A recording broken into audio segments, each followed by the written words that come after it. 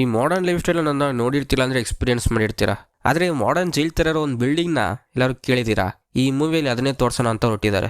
ಈ ಜೈಲಲ್ಲಿರೋರು ಯಾರು ಕಾಲಿಗೆ ಚಪ್ಪಲಿ ಹಾಕಂಗಿಲ್ಲ, ಯಾಕಂದರೆ ಆ ಬಿಲ್ಡಿಂಗ್ ಪೂರ್ತಿ ಒಂದು ಬಟನ್ ಒತ್ತಿದ್ರೆ ಸಾಕು ಕರೆಂಟ್ ಫ್ಲೋ ಆಗಂಗೆ ಕ್ರಿಯೇಟ್ ಮಾಡಿದ್ದಾರೆ. ಆ ಕಾರಣದಿಂದ ಅಲ್ಲಿರೋರಿಗೆಲ್ಲ 12 ಅವರ್ಸ್ ಶಿಫ್ಟ್ ಚೇಂಜ್ ಆಗ್ತಾ ಇರಬೇಕು. ಆ ಶಿಫ್ಟ್ ಚೇಂಜಿಗೆ 30 ಸೆಕೆಂಡ್ಸ್ ಅಷ್ಟೇ ಕೊಡೋದು. 30 ಸೆಕೆಂಡ್ಸಲ್ಲಿ ಎಲ್ಲರೂ ಅವ್ರವ್ರ ರೂಮಿಗೆ ಕುತ್ಕೋಬೇಕು. ಹಂಗೇನಾದ್ರು 1 ಸೆಕೆಂಡ್ ಮಿಸ್ ಆದರೂ ಕೂಡ ಆಟೋಮೆಟಿಕ್ ಆಗಿ ಇಡೀ ಫ್ಲೋರಿಗೂ ಕರೆಂಟ್ ಫ್ಲೋ ಸ್ಟಾರ್ಟ್ ಆಗಿಬಿಡುತ್ತೆ. ಸೊ ಈ ಕಾರಣದಿಂದಾನೇ ಯಾವ ರೂಮಿಗೂ ಡೋರ್ಸ್ ಇರಲ್ಲ, ಯಾವುದೇ ಥರದ ಗಾರ್ಡ್ಸ್ ಕೂಡ ಅವ್ರನ್ನ ನೋಡ್ಕೊಳ್ಳೋದಕ್ಕೋಸ್ಕರ ಇರಲ್ಲ. ಅವ್ರಿಗೆ ಬೇಕಾಗಿರೋ ಫುಡ್ಡು, ನೀರು, ವಾಟರ್ ಅಂತ ಪ್ರತಿಯೊಂದು ಅವ್ರವ್ರ ಸೆಲ್ಲಿಗೆ ಆಟೋಮೆಟಿಕ್ ಆಗಿ ಬರ್ತವೆ. ಸೊ ಅದನ್ನಂತರ ಬೆಳಗಾದ ಕೂಡಲೇ ಎಲ್ಲರೂ ಸುಮ್ಮನೆ ಹೊರಗೆ ಹೋಗಂಗಿಲ್ಲ. ಅಲ್ಲಿರೋ ಫ್ಲೋರ್ ವೈಟ್ ಆದರೆ ಮಾತ್ರ ಎಲ್ಲರೂ ಹೊರಗೆ ಹೋಗ್ಬೇಕು. ಅದಕ್ಕೂ ಮುಂಚೆ ಯಾರು ಹೊರಗೆ ಹೋಗ್ಬೇಕು ಅಂತ ಟ್ರೈ ಮಾಡಿದ್ರೆ ಬಗೆನೆ. ಇಷ್ಟೆಲ್ಲ ಟೈಟ್ ಇರೋಂಥ ಒಂದು ಜೈಲಿಂದ ತಪ್ಪಿಸ್ಕೋಬೇಕು ಅಂತ ಅಲ್ಲಿರೋರೆಲ್ಲ ಒಂದು ಪ್ಲಾನ್ ಹಾಕ್ತಾರೆ.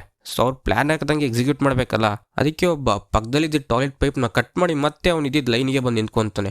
ಸೊ ಅವ್ನು ಎಕ್ಸ್ಪೆಕ್ಟ್ ಮಾಡ್ದಂಗೆ ಅಲ್ಲಿರೋ ನೀರೆಲ್ಲ ಓವರ್ಫ್ಲೋ ಆಗಿ ಹೊರಗೆ ಬರೋಕ್ಕೂ ಸ್ಟಾರ್ಟ್ ಆಯಿತು. ಸೊ ಆಗ ಇವರೆಲ್ಲ ಒಂದು ಡ್ರಾಮಾ ಕ್ರಿಯೇಟ್ ಮಾಡಬೇಕು ಅಂತ ಬೇಕಂತಾನೆ ಜಗಳ ಆಡ್ಕೊಳಕ್ಕೆ ಸ್ಟಾರ್ಟ್ ಮಾಡ್ತಾರೆ, ಅಲ್ಲಿರೋ ಗಾರ್ಡ್ಸ್ನ ಕನ್ಫ್ಯೂಸ್ ಮಾಡೋಣ ಅಂತ.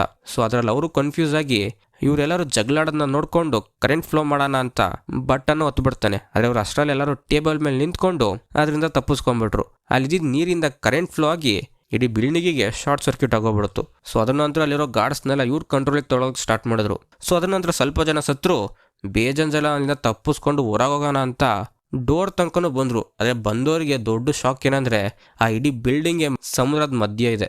ಇದನ್ನು ನೋಡೋದ್ ಕೂಡಲೇ ಎಲ್ಲರಿಗೂ ಶಾಕ್ ಆಗೋಗ್ಬಿಡ್ತು. ಆದರೂ ಇಲ್ಲಿ ಚಿತ್ರಹಿಂಸೆ ಅನುಭವಿಸೋ ಬದಲು ಸತ್ರು ಪರವಾಗಿಲ್ಲ, ತಪ್ಪಿಸ್ಕೊಂಡ್ರು ಪರವಾಗಿಲ್ಲ ಅಂತ ಎಲ್ಲರೂ ನೀರಲ್ಲಿ ಡೈವ್ ಹೊಡೆಯಕ್ಕೆ ಸ್ಟಾರ್ಟ್ ಮಾಡಿಬಿಟ್ರು.